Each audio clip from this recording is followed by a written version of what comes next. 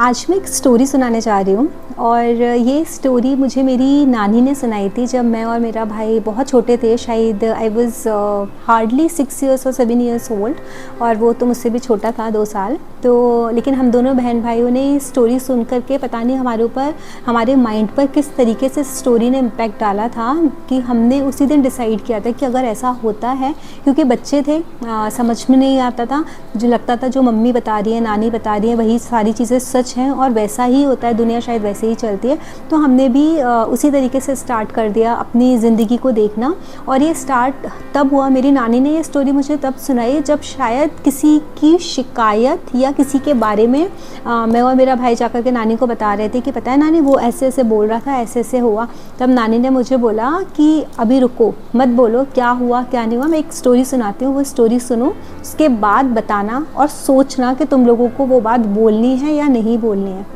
तो वो स्टोरी क्या थी कि एक राजा था, वो हमेशा दान पुण्य के कामों में बिज़ी रहता था, बहुत दान करता था, बहुत दानी था, हमेशा सिर्फ अपने प्रजा के बारे में सोचता था, किसी के बारे में कुछ नहीं, उसको कुछ मतलब नहीं था, सिर्फ पूजा के काम, दान के काम, बहुत अच्छा था। और उसकी इतनी तारीफ़ करते थे उसके प्रजा वाले और उसकी प्रजा बहुत खुश थी उसके राज्य में। एक दिन राजा ने रानी को बोला कि मैं एक काम करता हूँ, बहुत दिनों से मैं घुड़शाला नहीं गया हूँ, मैंने देखा नहीं है कि घोड़ों का क्या हाल है, आज मैं देख के आता हूँ। अब राजा घुड़शाला में गए देखने के लिए, तो जब वो अपने घोड़ों को देख रहे थे तभी वहाँ पर एक सन्यासी आ गए, साधु आ गए और उन्होंने बोला भिक्षाम देही। और उस दिन पता नहीं क्या हुआ, राजा को बहुत ज़ोर से गुस्सा आया और राजा ने सोचा कि सारा दिन सुबह से लेके मैं रात तक इसी काम में बिज़ी रहता हूँ, हमेशा सबको दान देता रहता हूँ, अभी यहाँ पर इस टाइम में मेरे हाथ में ऐसा क्या है जो ये साधु महात्मा आकर के मुझसे भिक्षाम देही बोल रहे हैं, मैं क्या दे दूँ इनको खाने के लिए या किसी भी चीज़ के लिए, मेरे पास तो खुद कुछ नहीं है, खाली हाथ है। तो गुस्से से उन्होंने क्या किया, उन्होंने बोला महाराज आज तो यहाँ पर कुछ भी नहीं है, आप आए हो, ये घोड़े की लीद पड़ी है, मैं यही दे देता हूँ। और उन्होंने वो भरी और घोड़े की लीद उनको दे दी। घोड़े की लीद मतलब जो मतलब ये जो हॉर्सेस का एक्सक्रीटा होता है वो उसको लीद बोलते हैं, घोड़े की जो पॉटी होती है उसको लीद बोला जाता है। तो उन्होंने वो उसको दे दी। तो ब्राह्मण ने क्या किया, वो लीद लेकर के आ गए और उसको जलाया, जला करके उसकी राख बनाई। लोग उनके जो शिष्य थे उन्होंने बोला कि महाराज आप ये क्या कर रहे हो, ये तो घोड़े की लीद है, आप इसको खाओगे। तो उन्होंने बोला कि जब ये राजा रोज़ हमको अच्छे अच्छे खाने के लिए सामान देता है और इतने आभूषण देता है, इतना दान देता है, तब भी तो हम उसका भोग करते हैं। अगर आज इस राजा ने मुझको लीद दी तो क्या मैं इसका भोग ना करूं, मैं तो इसका भी भोग करूंगा। तो उन्होंने क्या किया, उस लीद को जलाया, उसकी राख बनाई, पानी में घोला और उस दिन उन्होंने एज अ अपना मतलब डिनर, अपना भोजन उसी को ग्रहण कर लिया। अब क्या हुआ, राजा ने तो दे दिया, राजा तो भूल गया इस बात को। नारद मुनि को तो सबको पता है कि वो यहाँ से वहाँ, वहाँ से वहाँ चक्कर काटते रहते हैं। तो एक दिन उन्होंने देखा नारद मुनि ने कि भाई यहाँ पर तो एक कमरे में ना इतनी सारी लीद इकट्ठी होती जा रही है, कि किसकी है। फिर उन्होंने जाकर के पूछा ब्रह्मा जी से कि ये क्या है। तो ब्रह्मा जी ने बोला कि ये कुछ नहीं है, ये तो वो जो राजा है उनके हिस्से की लीद है। बोले कि लेकिन हर कमरे में तो आभूषण है, खाने का सामान है, इतना अनाज है, लेकिन ये लीद क्यों। तब उन्होंने बताया ब्रह्मा जी ने कि भाई इसके लिए तो राजा से जाकर के पूछो, क्योंकि राजा ने ये सब दान किया तो उसका वो भी बढ़ रहा है, लेकिन उसने लीद भी दान की और उस महात्मा ने उसका भोग कर लिया, खा लिया उसको, इसके लिए अब ये भी उनका मल्टीप्लाई हो रहा है। अब नारद मुनि ने बोला इसका क्या इलाज है। तो उन्होंने बोला कि इलाज तो इसका है लेकिन मैं बताऊंगा नहीं। नारद मुनि ने कहा ठीक है। अब नारद मुनि घूमते घूमते उस राजा के पास पहुँचे और राजा के पास जाकर के उन्होंने बोला कि महाराज आपको पता है, आपने जिस महात्मा को लीद दी थी खाने के लिए, उसने वो लीद भोजन के रूप में ग्रहण कर ली। अब वो भी आपके दिन दूनी रात चौगनी तरक्की कर रही है और पूरा कमरा वहाँ पर भर गया है। अब जब आप जाओगे तो आपको वो लीद खानी पड़ेगी।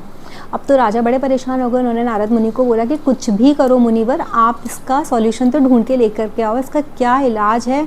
तो उन्होंने बोला ठीक है मैं कोशिश करता हूँ, ब्रह्मा जी ने बताया नहीं लेकिन मैं फिर भी कोशिश करता हूँ। तो नारद मुनि वापस ब्रह्मा जी के पास पहुँचे और उन्होंने बोला कि ब्रह्मा जी आपको तो बताना पड़ेगा कि जो राजा इतना धर्म के काम करता है, इतना दान पुण्य करता है, उसके हिस्से में अगर ये लीद है तो इसको ख़त्म करने का कोई ना कोई उपाय भी तो होगा। तो उनको ब्रह्मा जी ने बोला कि हाँ एक उपाय है, राजा के बारे में आज तक किसी ने कोई गलत बात नहीं बोली, क्योंकि राजा ने कुछ ऐसे काम ही नहीं किए कि उसकी कोई बुराई करे। अगर लोग उसकी झूठी बुराई करते हैं, जो कार्य राजा ने किया ना हो उस कार्य के बारे में राजा, मतलब उस कार्य के लिए राजा की बुराई करें, राजा के बारे में गलत गलत बोलें, तो जो जो गलत गलत बोलेगा उसके हिस्से में एक एक बस ये जाती जाएगी और इस तरीके से राजा का कोष खाली हो जाएगा। फिर राजा को ये आके नहीं खानी पड़ेगी, उन सबके हिस्से में चली जाएगी।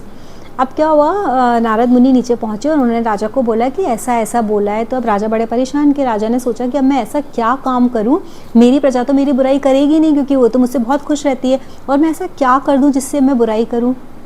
तो नारद मुनि तो थे आइडिया देने में एक्सपर्ट, उन्होंने एक आइडिया दिया, राजा को भी समझ में आ गया। अब राजा ने क्या किया, एक धोबी की लड़की को, जो कन्या थी छोटी सी 17-18 साल की, 15-16 साल की, जो कन्या जिसको बोलते हैं, उस लड़की को लेके आ गए। अब जैसे ही उस लड़की को, वो बहुत सुंदर कन्या थी और धोबी की कन्या थी, उसको लेके आ गए और उन्होंने अपने राजमहल में ला करके उसको रखा। उसको एक कन्या के रूप में, माता के रूप में उसकी रोज़ सुबह शाम आरती करते थे, उसके चरण धोते थे, चरण धो के उसका जल ग्रहण करते थे। लेकिन दुनिया को तो पता नहीं था कि वो उस कन्या के साथ क्या कर रहे हैं राजा। सब लोगों ने बोला बाहर के इस राजा की तो मति भ्रष्ट हो गई है, ये इतना अच्छा था, इतने धर्म के काम करता था, इतने पुण्य के काम करता था, इसका मन इतना कैसे ख़राब हो गया, इतनी छोटी कन्या पर मन ख़राब हो गया और ये इसको पकड़ के ले गया। धोबी भी बहुत परेशान है कि उसकी इतनी छोटी सी बच्ची को लेके चला गया। अब किसी को तो पता नहीं था कि ये राजा उसके साथ किस तरीके का बर्ताव कर रहा है, उसको कन्या पूजन कर रहा है डेली उसका सुबह शाम। लेकिन लोग तो उसके बारे में गलत गलत ही बोलते रहे क्योंकि लोगों को वही लगा तो उन्होंने वही बोला।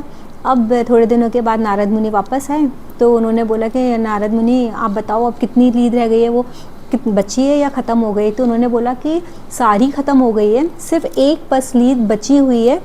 तो बोले कि वो किसने नहीं बोला है। बोले आपके राज्य में एक कुम्हार है, उसने आपकी बुराई नहीं की है, इसके लिए वो बच्ची, अगर वो कुम्हार भी आपकी बुराई कर देगा तो ये भी उसी के, ये जो एक बस बची हुई है वो उसके हिस्से में चली जाएगी और उसके बाद फिर आप इस कर्जे से मुक्त हो जाएंगे, फिर आपको जाकर के मृत्यु के बाद इसका सेवन नहीं करना पड़ेगा। तो उन्होंने बोला कि ठीक है अब मैं एक काम करता हूँ।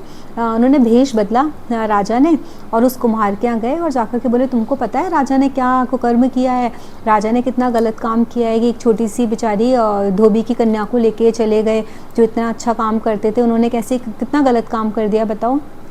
कुम्हार ने तुरंत हाथ जोड़े और कुम्हार खड़ा हो गया, बोला महाराज मैंने आपको पहचान लिया है, जो एक बस लीद है ना वो आप ही को खानी पड़ेगी आपकी, क्योंकि मैंने देखा नहीं कि आप उस कन्या का पूजन करते हो या उसके साथ कोई दुर्व्यवहार करते हो, तो मैं कैसे बोल दूँ, तो आपकी करनी है ना वो आप ही को भुगतनी पड़ेगी।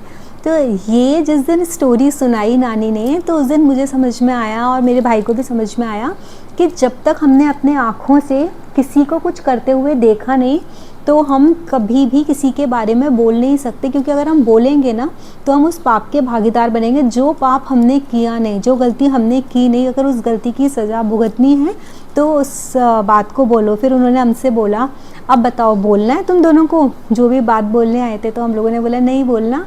तो वो दिन ऐसे ही दिमाग में फिट हो गया कि जब तक हमने किसी की किसी चीज़ को देखा नहीं है तब तक हम उसके बारे में कोई ओपिनियन ले नहीं सकते, बता नहीं सकते और बोल नहीं सकते और बैठ के गॉसिप्स नहीं कर सकते। तो ये एक छोटी सी स्टोरी थी which is based on your karmas, क्योंकि किसी के बारे में पीठ के पीछे बात करना it is also spoiling your karma. You are not suppose to, क्योंकि हमने जब किसी के बारे में कुछ अच्छा देखा नहीं, मतलब बुरा देखा नहीं है तो हम कैसे बोलें, अच्छा बोलो किसी के बारे में। इसीलिए ना मुझे कभी कभी ऐसा लगता है जब भी मुझे पता चलता है कि कोई मेरे बारे में गलत बोल रहा है, जैसे फैमिली है, फैमिली में तो कोई किसी के बारे में कुछ भी बोल सकता है, तो अगर लगता है तो फिर मुझे ऐसा लगता है कि यार मैंने तो ये किया नहीं लेकिन फिर भी बोल रहे हैं, तो I do not feel like you know unhappy, और मुझे ऐसा एंगर इश्यूज़ भी नहीं होते, उस टाइम गुस्सा भी नहीं आता जैसे जनरली लोगों को आ जाता है। तो I always get very happy कि ठीक है, अच्छा है, अच्छी बात है। अगर मेरे से कोई ऐसे कर्माज हुए हैं ख़राब और जो मैंने किया ही नहीं है वो काम भी अगर बोला जा रहा है, मुझसे बोला जा रहा है कि इसने ऐसे बोला है, इसने ऐसे कहा, अगर वैसी कोई चीज़ें हो रही हैं तो that is very good for me. At least मेरे जो कर्म हैं जाने अनजाने में मुझसे अगर कोई गलतियाँ हुई, अगर क्या हर इंसान है, इंसान से होती है, अगर इंसान से गलती नहीं होगी तो इंसान भगवान बन जाएगा।